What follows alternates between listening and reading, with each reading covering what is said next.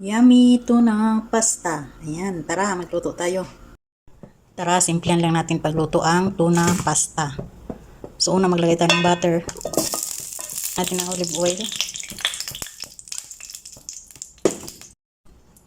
Sabay na natin itong bawang at sibuyas.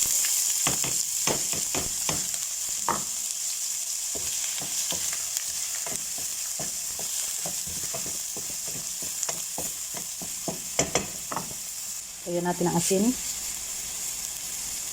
Then cumin powder. Tapos coriander powder. Then paminta. Haluin.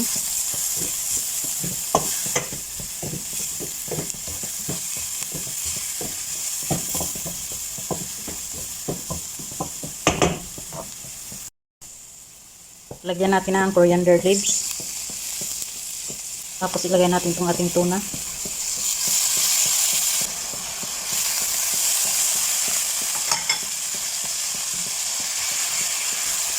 Haluin.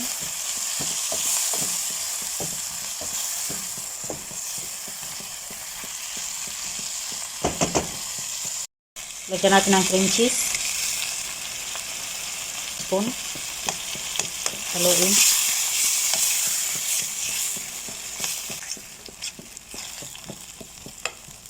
Then, lagyan natin ng cooking cream.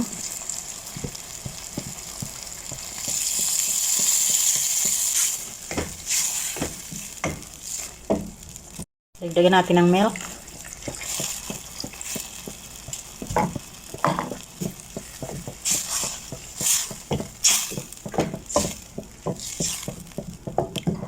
So, ayan. Hintayin lang natin na kumulo. Saka natin ilagay yung ating pasta. Saka natin. Yan, kumulo na siya. So, timplahan muna natin.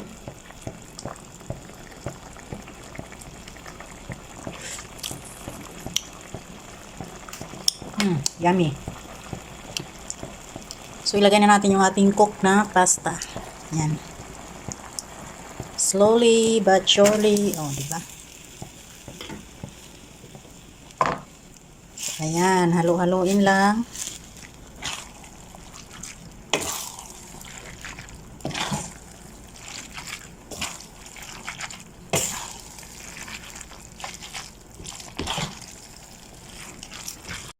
Ayan, after natin mahalo, ayan na siya.